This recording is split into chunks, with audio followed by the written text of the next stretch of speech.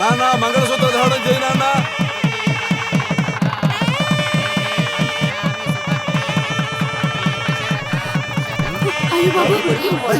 బాబు మూర్ఛ అటాక్.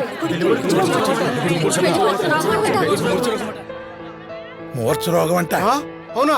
మీరు మంచివాళ్ళు కాబట్టి పెళ్లికి ముందే ఈ విషయం తెలిసింది.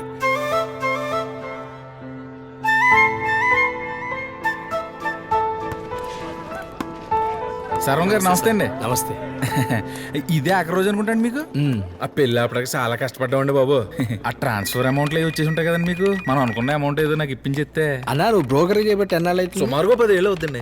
పని అయినాక ఇవ్వడానికి పైసలు ఇస్తాడా? అయ్యి బాబు ముందే తీసుకోవాలా? ఏం నేర్చుకున్నావు ఈ 10 ఏళ్లలో? సార్ కనీసం నేను పెళ్లిలోకి వచ్చి పెట్టిన 70,000 తిరిగి నాకు ఇప్పించండి కదా.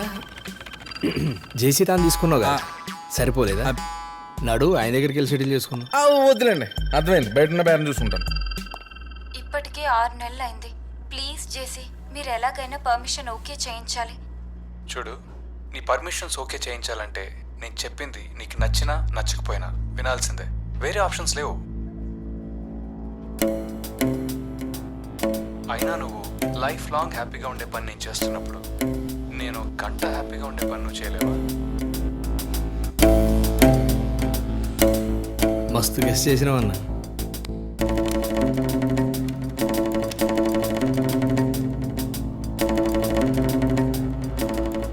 ఏందన్నా చిన్నదానికి ఇంత ఆగమాగం అవుతున్నావు?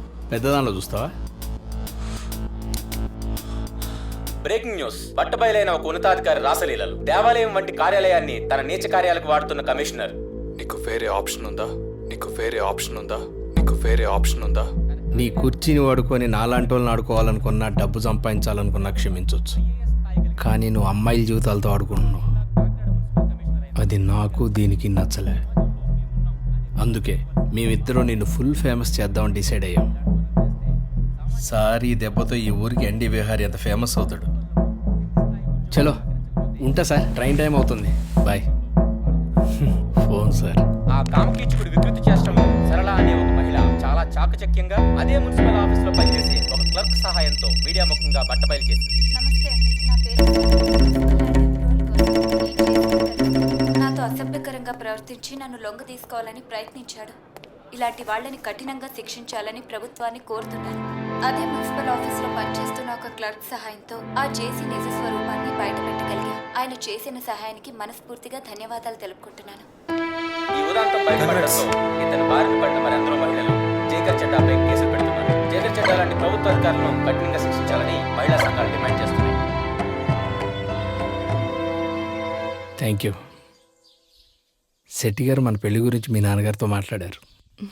నాన్నగారు చెప్పారు, ఇంత కష్టపడి నర్సరీ ఓపెన్ చేశాం. దీన్ని నేను చాలా మిస్ అవుతాను. నువ్వేం ఫిగర్ చేయకు. కరీంనగర్లో దీనికన్నా పెద్ద నర్సరీ పెడదాం. ఆడ మస్తు నడుస్తుంది.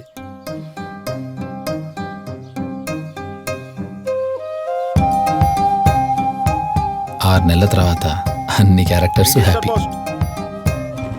మంచిగా చదువుకుంటే వాన్ లెక్క మీ ఫ్రెండ్స్ కూడా మంచి దారి చూపించవచ్చు. మొన్న కొనస్థలం సెంటు 3 లక్షలు అయిపోయింది. ఏమయ్యా మీ బామ్మర్ది చెప్పి నాకు కూడా ఏదైనా స్థలం ఇప్పించకూడదు? ఓ 20 సెంట్లు ఉందంట, తీసుకుంటారా? రేపే అడ్వాన్స్ ఇచ్చేస్తాను. రేపు మంగళవారం కదండి. ఇప్పుడు అలాంటివి ఏం లేవయ్యా. ఆఫీస్ కా? అవునండి. రండి, నేను డ్రాప్ చేద్దాం. బస్ వస్తుంది. రండి, నేను తీసుకెళ్తాను కదా. జాగ్రత్త కూర్చోండి. ఇంకో 10 పట్ట నీ పని అయిపోద్ది. వెళ్ళిపో. చూసారా, కొన్ని క్యారెక్టర్స్ ని మన డైరెక్టర్ కూడా మార్చలేడు. ఏమండి, నర్సరీ ప్లాన్ చేస్తానన్నారు, దాని గురించి మర్చిపోయారా? ఏగయ్యండి ఇప్పుడు ఎందుకు? సపోర్ట్ చేయక ఇంట్లో కూర్చో. అప్పుడు అన్ని దగ్గరుండి చేసి ఇప్పుడు ఇలా మాట్లాడుతున్నారేంటి? మేడం, లవ్ చేసినప్పుడు ఎన్నో చేయాల్సి వస్తుంది. పెళ్ళైనాక ఎవరికైనా చేయబుద్ధి అవుతుందా? ఏంది నకరాలు చేస్తుందా మిమ్మల్ని? ఇరుగు దిష్టి, పొరుగు దిష్టి, ఊళ్ళోలందరి దిష్టి పోవాలా. ఆ రోజు ఇతను మలిపే ఈ రోజు ఇతని గెలుపు. జయంబు నిశ్చయం రా.